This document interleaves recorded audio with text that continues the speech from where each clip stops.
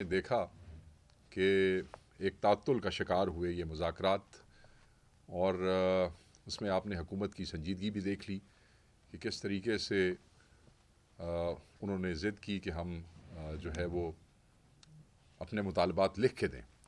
पाकिस्तान तहरीक इंसाफ की मुज़ाकराती कमेटी ने उनको वाज़े कहा था कि हमें इस पर कोई एतराज़ नहीं है। तरफ से बार बार ये बात आ रही थी कि ये बात इख्तियार की नहीं है, ये इकरार की है।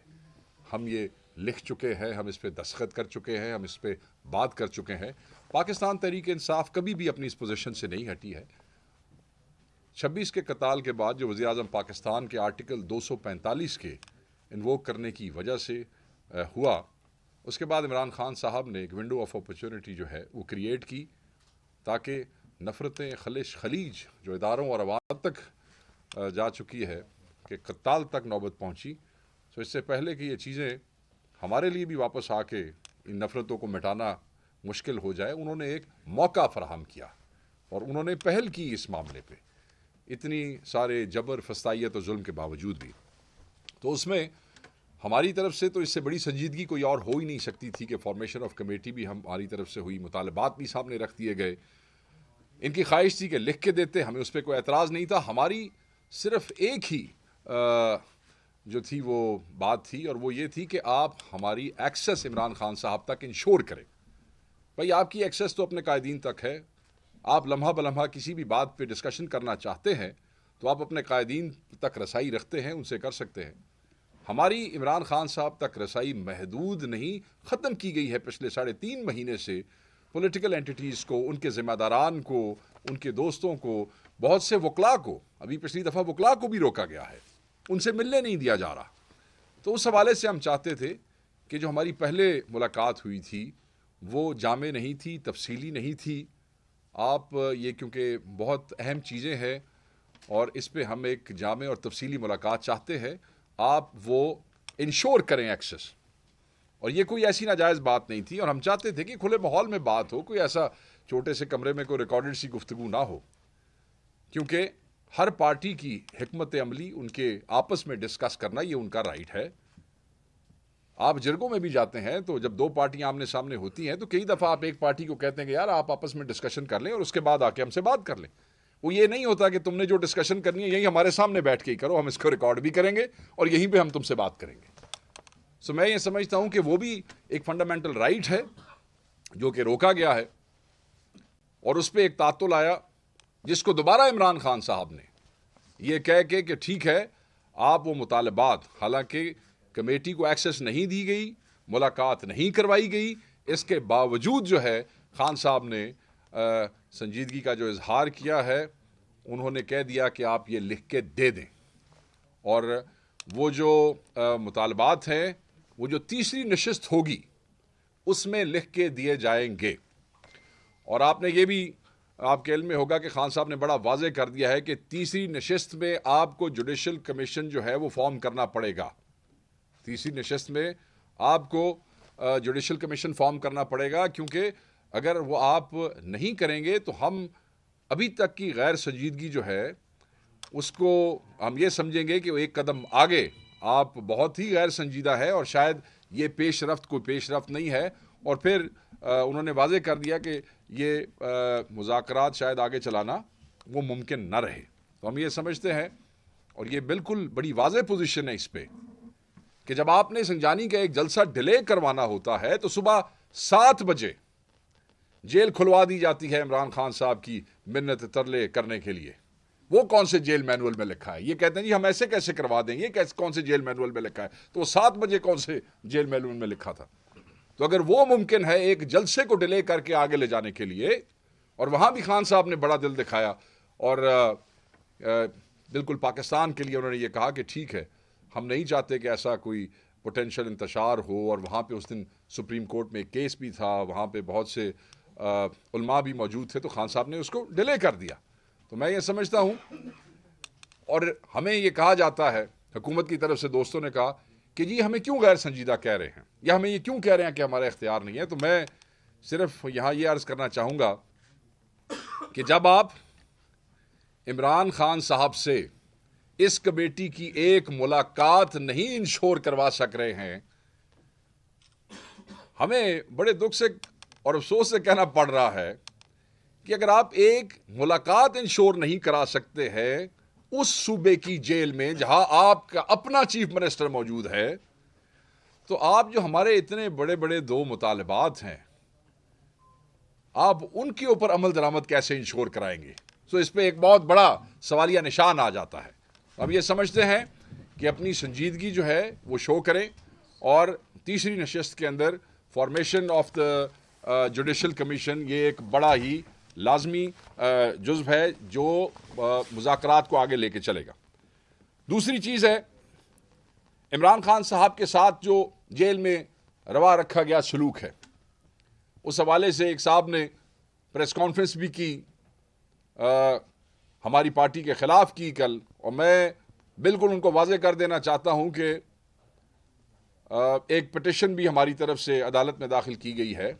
खान साहब की दी गई सहूलियात के हवाले से लोग बातें कर रहे हैं, झूठ बोल रहे हैं, और मैं उन्हें वाज़े कर देना चाहता हूं कि सबसे पहले कि इमरान खान साहब को जिस सेल में रखा गया है, क्या इमरान खान साहब जो इस केस में रखा गया है उस केस की रूह से भी उस सेल में रखना क्या उनको मुनासिब है? क्या वो दहशतगर्द हैं? इस मुल्क की सबसे बड़ी पार्टी के, इस मुल्क के सबसे बड़े सियासी कायद को आपने दहशतगर्दों के एक डेथ सेल के अंदर आपने रखा हुआ है। यह कौन से जेल के मैनुअल के मुताबिक है? फिर कंप्लीट आइसोलेशन में आपने रखा हुआ है। कंप्लीट आइसोलेशन कौन से जेल मैनुअल के मुताबिक है? फिर आपने उनकी अखबारों की एक्सेस बंद की हुई है, यह कौन से जेल मैनुअल के मुताबिक है?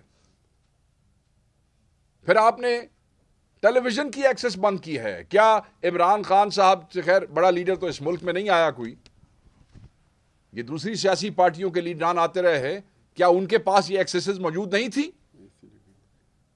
उनको तो एयर कंडीशंस भी लगवा के दिए गए थे, कोई अटैच वॉशरूम नहीं है, वॉशरूम भी इसी सेल के अंदर मौजूद है। और आपने देखा जब सुप्रीम कोर्ट में ये जब कोर्ट में बात हुई थी तो जो तस्वीरें आई वो आप सब ने देखी हुई हैं। किताबें अगर थोड़ी सी ज्यादा हो जाती हैं तो फिर किताबें उठानी पड़ती हैं, रीडिंग मटेरियल नहीं है। कोर्ट के अहकामात हैं कि खान साहब के बच्चों से रेगुलर उनकी बात करवाई जाए, कोर्ट ऑर्डर मौजूद है, नहीं करवाई जा रही है। उस पर भी हम कोर्ट के अंदर गए हुए हैं कि ये वायलेशन की है, ये आपके ऑर्डर की जो है ये कंटेम्प्ट है, ये आपका ऑर्डर नहीं मान रहे हैं। और ये टीवी पे आके हमें मतलब ऑडेसिटी चेक करें कि हमें बता रहे हैं कि ये खान साहब के साथ क्या सलूक हो रहा है और क्या नहीं हो रहा है। और जो खान साहब को खाना दिया जाता है जेल मैनुअल के मुताबिक दिया जाता है। ये को मियां नवाज शरीफ की तरह नहीं, सामने अडियाला के सामने जो है वो एक एमएनए घर किराए पे ले छोड़ता है और वहां से सुबह शेफ आता है जेल के अंदर और वो पूछता है कि जनाब आप नाश्ते में क्या खाएंगे, जनाब आप दोपहर का क्या मेन्यू होगा, लंच का, जनाब रात का क्या मेन्यू होगा। नहीं, इमरान खान जो है वो ऐसे नहीं, इमरान खान तो जेल मैनुअल के मुताबिक जो खाना है वो भी फिर कैसे है और कैसे नहीं, वो 10 दफा हम तफसील आपके सामने बयान कर चुके हैं। और ये लोग इस वक्त जब मुज़ाकरात में चीज़ें इस तरफ चल रही हैं, आप हमें ये बता रहे हैं कि आपने ये किया हुआ है। वो इमरान खान है, वो रोता धोता नहीं है, वो इस पे परेशान नहीं होता है। उसने, आप लोगों ने तो जब मिथ बनाया हुआ था ना कि महीने से ऊपर नहीं चल सकेगा, वो सारे मिथ तोड़ दिए उसने आपके। आपको तो नींद नहीं आ रही है ये सोचते हुए कि ये आदमी इतना अरसा जो गुजार गया है, ये जब बाहर आएगा तो हमारे साथ होगा क्या। वो कि इमरान खान साहब कह चुके हैं जो माफ़ी के हवाले से, जो बुशरा बीबी ने भी अपनी तकरीर में बताया कि खान साहब ने कहा कि जिन लोगों ने मेरे साथ ज़्यादतियाँ की मैंने उनको माफ़ किया। मगर बहरहाल पार्टी के जिन लोगों के साथ ज़्यादतियाँ हुई हैं, वो जिन जिन के साथ हुई हैं वो उनके ज़ाती मामले हैं कि वो कैसे किसको माफ़ करेंगे नहीं। मगर खान साहब ने अपनी ज़ात के हवाले से ये कहा। मैं सिर्फ ये वाज़े कर देना चाहता हूँ कि इस मौके पे इस किस्म की गैर जिम्मेदाराना गुफ्तगू बिला जवाज़ थी। अब हम आ जाते हैं अपने कैदियों की तरफ। अटक और जहलम जेल में हमारे कैदियों के साथ, ना हक सियासी कैदियों के साथ, आपके सूबे के बच्चों के साथ, पंजाब के बच्चों के साथ, केपी के बच्चों के साथ, बलोचिस्तान के नौजवानों के साथ क्या रवैया रखा जा रहा है पंजाब की हुकूमत की तरफ से। पंजाब की जेलों के अंदर 10 बाय 10 के सेल में 40-40 लड़के रखे गए हैं। 10 बाय 10 के सेल में 40-40 लड़के रखे गए। और आपको पता है कि वहां कोई वॉशरूम अटैच नहीं होता है। जो बरामदे की कैपेसिटी है वो 30 से 35 लोगों की है। वहां पे 90 आदमी जो हैं वो रखे गए हैं। 90 लोगों को वहां बरामदों में रखा गया है। जेल मैनुअल के मुताबिक सुबह 6 बजे से लेकर शाम 6 बजे तक आपने उन कैदियों को बाहर रखना है, नहीं निकाला जा रहा। ये कौन से जेल मैनुअल के मुताबिक है? सूरज नहीं देखते वो। सूरज वो तब देखते हैं जब आप उन्हें पेशी के ऊपर लेके आते हैं इस्लामाबाद अदालत में, वैन में। और वैन का भी सुन लें आप, 15 आदमियों की गुंजाइश वाली वैन में 50 आदमी, और पूरा दिन उनको घुमाते रहते हैं। गर्मी, धूप, ठंड, बारिश, वॉशरूम, रफा हाजत नहीं, कुछ नहीं, कहीं नहीं जा सकते आप। यार वो इंसान है क्या? कैदियों के ना हक कैद हैं, सियासी कैदी हैं। ये तो जो आपने बड़े बड़े दहशतगर्द या बड़े बड़े मुजरिम रखे हैं, उनको भी कानून और आईन ने हकूक दिए हैं, उनके भी कैदियों के हकूक हैं। और यहां इन बच्चों को सिर्फ आपने एहतजाज की मद में जो आप एक जुल्म कर रहे हैं इन बच्चों के साथ, पंजाब हुकूमत को कोई शर्म महसूस नहीं होती कि इनके जेल खाना जात का महकमा क्या जुल्म कर रहा है? वजीर आला रोज जो है वो बच्चों को लेक्चर देती नजर आती हैं। क्या उन्हें नजर नहीं आ रहा कि उनके सूबे के अंदर इस मुल्क के बच्चों के साथ क्या रवैया रखा जा रहा है? ये दुश्मन बना रहे हो अपने तुम लोग, ये नफरतें पैदा कर रहे हो। ये बच्चे जब इन जेलों में से निकलेंगे, वो कभी तुम्हारे लिए कोई नफरत के अलावा कोई और जज्बा लेके वहां से नहीं निकलेंगे। ये तुम लोग हो जो नफरतें बो रहे हो इन बच्चों के दिलों के अंदर। ये कोई इंसानियत नहीं है। और दूसरी तरफ खाना जो इन्हें दिया जाता है, गंदा गलीज, मतलब है कोई इंसानों के खाने वाला खाना नहीं है। बच्चे कंप्लेंट करते हैं जिस वक्त वो आते हैं, और मेजॉरिटी बच्चे बीमार हो चुके हैं। मेडिकल ट्रीटमेंट नहीं दिया जा रहा है उनको, ट्रीटमेंट उनको नहीं दिया जा रहा है। बीमार आते हैं गाड़ियों में, डॉक्टर की एक्सेस की इजाजत नहीं देते हैं। क्यों भाई, क्या उन्होंने गुनाह किया है ऐसा? क्यों ये जुल्म कर रहे हो अपने ही पाकिस्तानियों पे? क्यों जुल्म कर रहे हो अपने बच्चों के ऊपर? इसी बीमारी की हालत में वो बेचारे पेशियां भुगतते हैं और बीमार यहां से वापस चले जाते हैं। और यहां से याद आया कि इमरान खान साहब को भी डॉक्टर, पर्सनल डॉक्टर की एक्सेस नहीं देते हैं। नहीं यकीन हमें तुम्हारे डॉक्टर्स के ऊपर जो तुम्हारी मर्जी की रिपोर्टें लिखते हैं। और इसके लिए भी हम कोर्ट गए कि उनका अपना जाती मौलिद जो है वो इसमें सामने आना चाहिए। अब ये बड़ा अहम था कि ये आपको पता चले कि अटक में और जेलों में क्या हो रहा है हमारे बच्चों के साथ। बुशरा बीबी के हवाले से एक मुनज़्ज़म तौर पे ख़ानदान, जो इमरान खान साहब का फैमिली ख़ानदान है, पूरे ख़ानदान के ख़िलाफ़ एक जो है एक मुनज़्ज़म कैंपेन चलाई जा रही है। पता नहीं ये इसमें से क्या निकालना चाहते हैं। कभी कहते हैं कि कोई बैकडोर राब्ते हो रहे हैं, कभी कहते हैं मुदाखलत हो रही है, कभी कहते हैं क्या हो रहा है। ओ यार, कोई काम करो, जाके कोई काम ढूंढो अपने लिए। हमें पता है कि तुम फॉर्म 47 की हुकूमत हो, हमें पता है कि तुम मैंडेट चोर हो, बैठे हो ना, काम ढूंढो अपने लिए। फजूल चीज़ों में वक्त ज़ाया ना करो। इस कौम के पास तुम्हारे इन चोंचले और शोशे सुनने का और उस पर तवज्जो देने का वक्त नहीं है। तो हम इस किस्म की तमाम जो खान साहब की फैमिली के अगेंस्ट कैंपेन चल रही हैं, हम उसकी मजम्मत करते हैं, उसको रद्द करते हैं और हम इन्हें कहेंगे कि आप शर्म करें। दूसरी जो अहम बात है वो आजकल पता नहीं क्या हुआ, बड़ा अरसा खामोशी रही। मैं पिछले 1-2 दिनों से देख रहा हूं कि कुछ ज़्यादा ही चमक दमक के साथ जो है वो पंजाब से आवाज़ें उठने लग गई हैं। एक करप्ट, गैर संजीदा, फस्ताई, जबर से भरी हुई नालायक हुकूमत है पंजाब के अंदर। और वो बात करते हैं पाकिस्तान तहरीक इंसाफ के नौजवानों के हवाले से। वो कहते हैं कि आग नहीं लगानी, ये नहीं करना। मैं आपको ये बता दूं कि हमारे बच्चे, पाकिस्तान के नौजवान, तहरीक इंसाफ के नौजवान, ये पुरअमन सियासी वर्कर हैं। इनका कोई ताल्लुक नहीं है किसी तोड़ फोड़ से और किसी चीज़ को आग लगाने से। गुमराह मत करें आप लोगों को, क्योंकि लोग गुमराह होंगे नहीं आपसे। लोग आपकी बातों पे यकीन नहीं करते हैं। और याद रखिएगा, इनकी साजिश है ये जो बार बार कहते हैं ना, दूर रहो, सियासत से दूर रहो, इस चीज़ से दूर रहो। ये पाकिस्तान में आम तबकात को, खुसूसन नौजवान नस्ल को सियासत से दूर रखना चाहते हैं, अपनी इजारादारियां कायम रखना चाहते हैं। ये चाहते हैं कि वो नौजवान जो अवेयरनेस रखता है, वो नौजवान जो देख रहा है, हक और सच की जंग लड़ना चाहता है।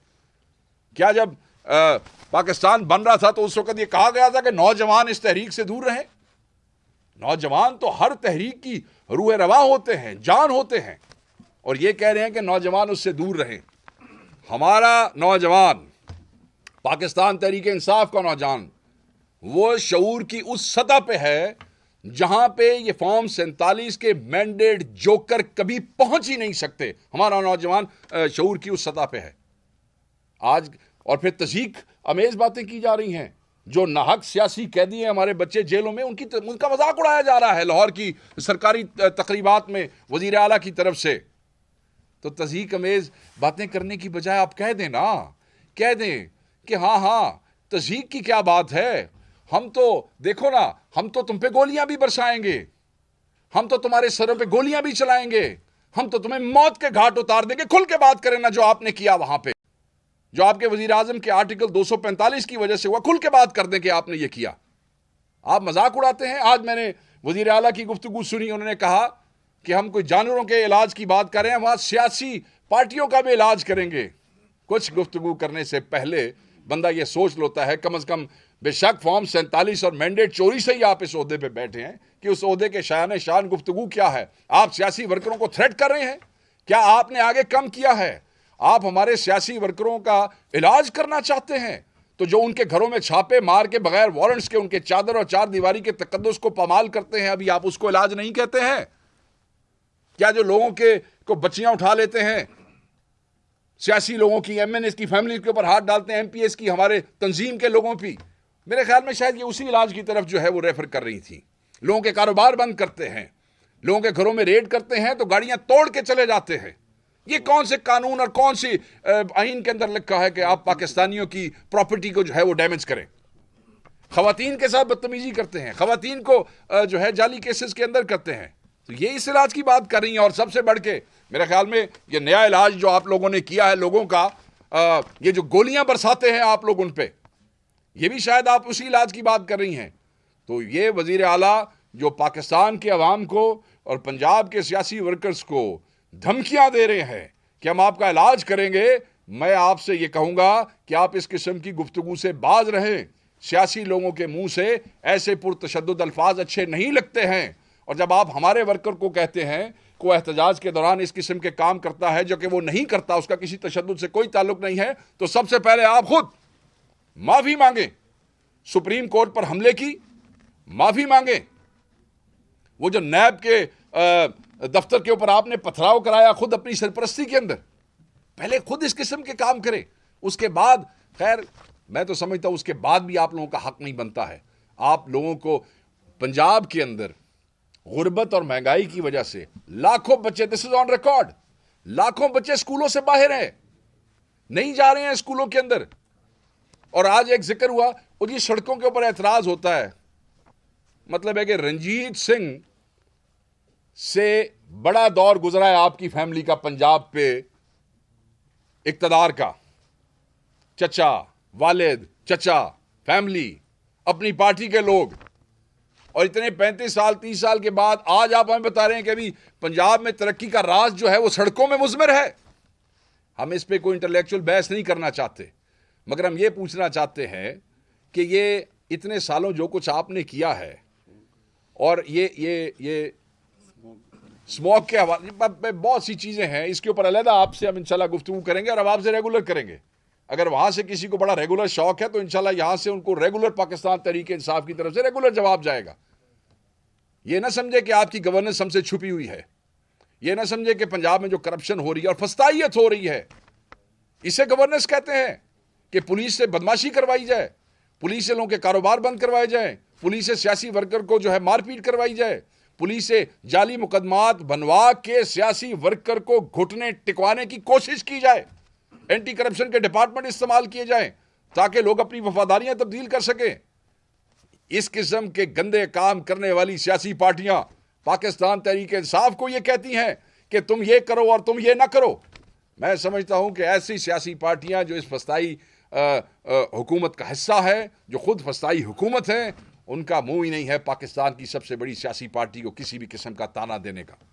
तो मैं ये समझता था कि ये चीज़ें बड़ी अहम है, ये ज़रूरी है, हम इनकी मजम्मत भी करते हैं, इनका जवाब भी देंगे। मुज़ाकराती कमेटी की इमरान खान साहब से मुलाकात बहुत अहम है और वो होनी चाहिए, और वो बेहतर है कि वो तीसरी नशस्त से पहले हो जाए, और हम हर किस्म के प्रोपेगंडे का जो भी होगा उसका इनको बराबर जवाब मिलेगा।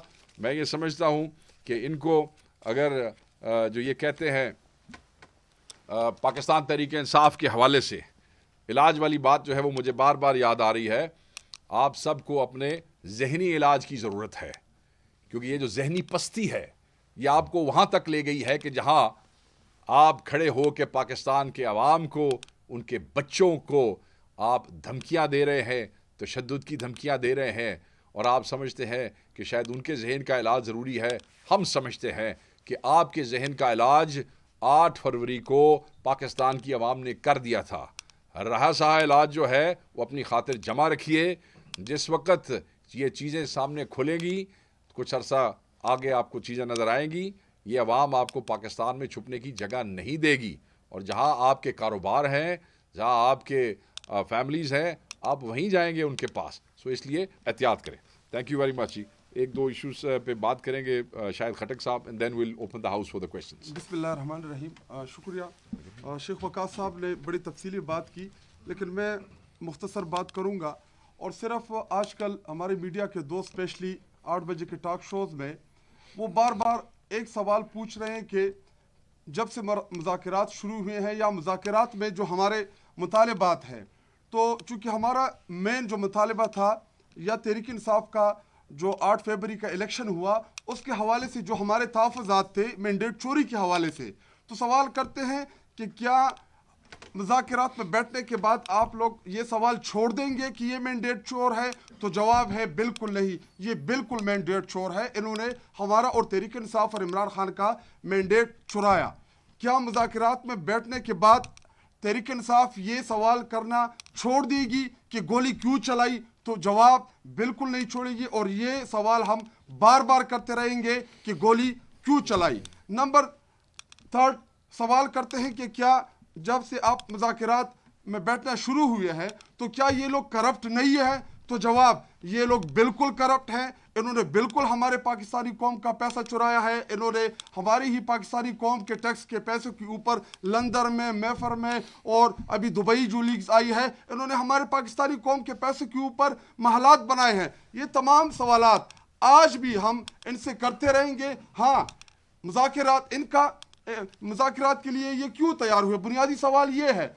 इसलिए इनको लगता था कि हम मुज़ाकरात की ऑफर करेंगे तहरीक इंसाफ को और तहरीक इंसाफ पीछे हट जाएगी। इमरान खान साहब और तहरीक इंसाफ जो है वो मुज़ाकरात के लिए राज़ी नहीं होंगे और हम दोबारा मीडिया में शोशा छोड़ देंगे कि जी देखें हम तो मुज़ाकरात चाहते हैं और तहरीक इंसाफ मुज़ाकरात से पीछे जा रही है। अभी इनके जमहूरी और गैर जमहूरी रवैये जो है ये हम कौम के सामने लाएंगे। और ये मरियम नवाज जो बार बार कह रही कि जी मेरे नौजवान, याद रखो मरियम नवाज, आपकी काबिलियत सिर्फ ये है कि आप नवाज शरीफ की बेटी हो। बिलावल भुट्टो की काबिलियत ये है कि वो आसिफ अली जरदारी का बेटा है। लेकिन शायद खटक, मुराद सईद, मीना खान, सुहेल आफरीदी, ऐसे बेशुमार नौजवान, हमारे फरजहान भाई, हम सेल्फ मेड लोग हैं। हम वो बाशऊर नौजवान हैं जिन्हें इमरान खान ने मौका दिया और आज अल्हम्दुलिल्लाह हम पार्लियामेंट के अंदर, आज आप लोगों के सामने, मीडिया के सामने सेल्फ मेड लोग, सेल्फ मेड नौजवान, आज हम मीडिया को, अपने मुल्क को जो हम रिप्रेजेंट कर रहे हैं। आप सिर्फ ये चाहते हैं कि कल को आपका बेटा आए और चीफ मिनिस्टर बने, एक शहबाज शरीफ का बेटा चीफ मिनिस्टर बने, कभी आसिफ अली जरदारी का बेटा चीफ मिनिस्टर और प्राइम मिनिस्टर बने। ये आपका राइट नहीं है। ये मुल्क हमारा है, ये हमारे नौजवानों का है और इंशाअल्लाह ये नौजवान जो है ये आप लोगों का पीछा नहीं छोड़ेंगे।